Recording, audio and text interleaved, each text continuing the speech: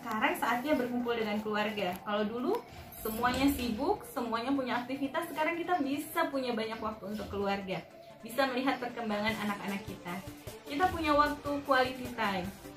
Kalau dulu mau mengeluangkan waktu Sabtu Minggu aja susah sekali untuk ketemu dengan keluarga, sekarang kapanpun kita bisa ketemu. Quality time-nya jadi lebih bermakna. Kemudian kalau selama ini kita yang punya anak-anak, mendidik anaknya, yang kalau masih anaknya SD, TK, SMP, SMA dititipkan ke sekolah full day, atau mungkin dititipkan sekolah negeri biasa gitu ya.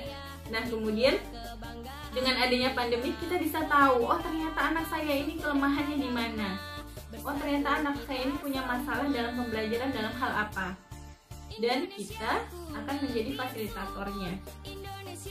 Jadi kalau selama ini pendidikan itu kita minta tolong dari sekolah hampir 80%, sekarang dibalik, 80%-nya ada di kita, ada di keluarga, seperti itu.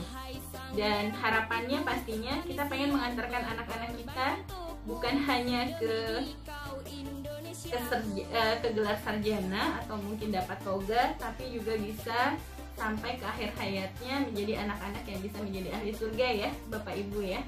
Jadi pendidikan di sini bukan hanya pendidikan akademis, justru Allah tuh kasih kita pandemik saat ini supaya bisa memperbaiki generasi kita, mendidik bagaimana etikanya, mendidik bagaimana akhlaknya, mendidik bagaimana karakternya, untuk bisa benar-benar menjadi pemimpin masa depan yang baik.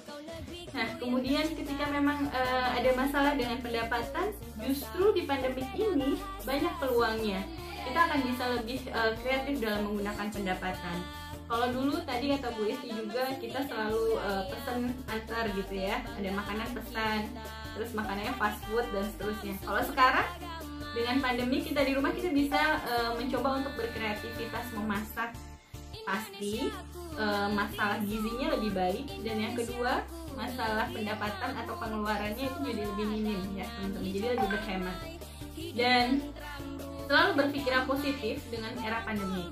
Jadi ketika misalnya nggak bisa bekerja atau mungkin terkena imbas PHK di luar sana, kita harus berpikiran positif. Apa ya yang bisa kita lakukan untuk bisa menghasilkan penghasilan? Oh ternyata banyak hal. Kita bisa misalnya menjadi YouTuber seperti ibu saya tuh. Walaupun usianya sudah memasuki masa lansia, tapi ketika terus berproduktivitas, nah itu bisa menghasilkan uang yang luar biasa ya.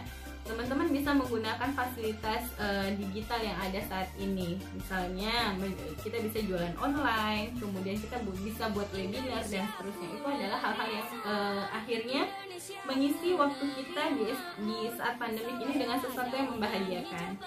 Kemudian pandemik ini juga bisa merupakan saat kita untuk menuntut ilmu seperti hari ini.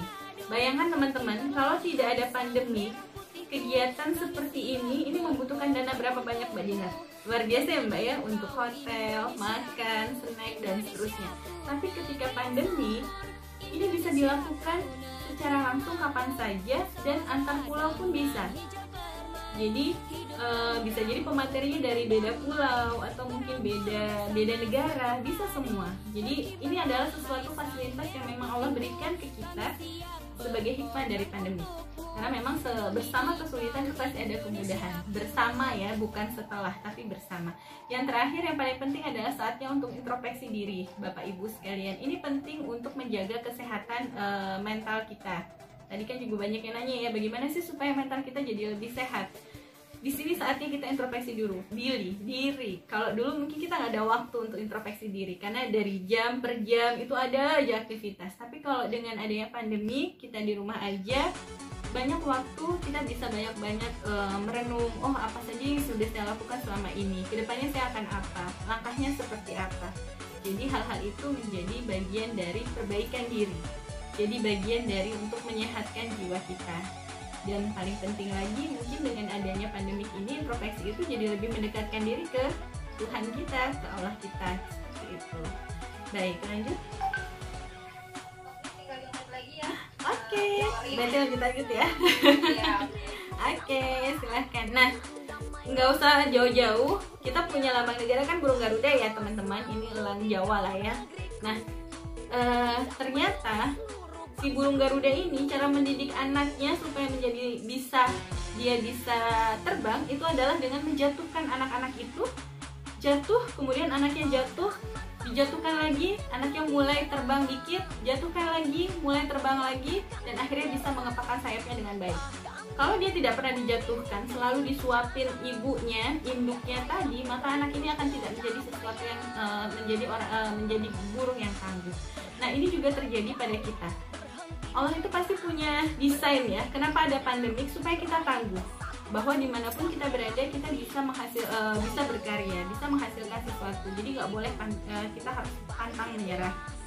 Dan secara teorinya, ini biasa kita sebut dengan adversity equation. Adversity equation itu ada 3. Apakah kita akan memilih menjadi orang yang Twitter itu hanya ngikutin aja, duduk, diem, ya udahlah pandemik sedih gitu ya udah tetanggaku banyak yang kena covid, ya udah sedih, jangan-jangan aku lagi, nah beneran kena.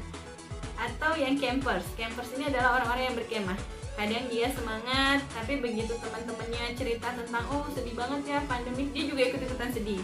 Jadi dia kadang semangat, kadang enggak gitu ya. Atau kita akan menjadi seorang yang championnya ya. Seorang yang championnya itu adalah seorang yang climber. Climber itu yang terus naik gunung, walaupun udah keringetan, walaupun banyak tantangannya, dia akan terus tangguh. Karena dia selalu berpikiran positif. Oke, next. Jadi ini yang diharapkan. Tipsnya ada beberapa, ini yang terakhir ya. Sebenarnya masih banyak lagi, tapi ini yang terakhir. Yang paling penting adalah bagaimana kita bisa bersyukur dengan adanya pandemik ini. Karena tadi lebih banyak hal yang bisa dilakukan ya positifnya. Kemudian bisa bersabar. Ada masalah jadi lebih bersabar. Kemudian dari pandemik ini kita bisa punya banyak kendala secara ekonomi, mungkin secara fisik yang biasanya kita bisa keluar kemana-mana, sekarang enggak, kita bisa bersabar, belajar bersabar, dan harus banyak berpikiran positif Bapak Ibu sekalian. Kemudian yang paling penting adalah kita harus fokus ke Allah, jadi nanti Allah yang akan memudahkan semuanya. Nah, tipsnya adalah seperti bola bekel teman-teman. Pandemiknya keras, maka kita akan berpikir untuk kreatif, untuk bisa memantulkan diri, menjadi berubah budaya kita menjadi lebih baik. Dari yang dulunya kita nggak pernah pakai masker, nggak pernah cuci tangan, misalnya tidak menjaga jarak, dengan adanya pandemi, kita dibuat untuk bisa lebih tinggi lagi memperbaiki diri dalam hal kesehatan, terutama kesehatan fisik dan jiwa tadi. Nah, kemudian kiasannya seperti burung Garuda yang saya ceritakan tadi ya. Oke, nah nanti kalau misalnya ada yang butuh materinya bisa di-share ke panitia. Sebenarnya tangguh itu adalah bagian dari beberapa arti kata. Di antaranya adalah bagaimana bisa tanggap, bisa aktif, kemudian selalu gemar memberi, kemudian selalu mencari hikmah dari sesuatu. Jadi nanti bisa diinikan. Mungkin itu saja dari saya, ayah bunda, bapak ibu sekalian. Nanti kalau memang ada yang ingin ditanyakan, ingin konsultasi langsung juga boleh. Nanti di handphone saya 0813 1999 1964. Nanti saya tulis di chat ya, ayah bunda. Terima kasih Mbak Dinar. Assalamualaikum warahmatullahi wabarakatuh. Terima kasih sampaikan, nanti juga akan ada sesi tanya jawab. Danau yang tenang dendam tak sudah, pagar dewa, oh pagarnya dewa, pantai Kepada Himsi yang telah mengirimkan wakilnya. Jadi hari ini Bu Yanti kita dikelilingi orang Sumatera Bu Yanti. Teman saya Dokter Isti itu dari Medan. Tadi Dokter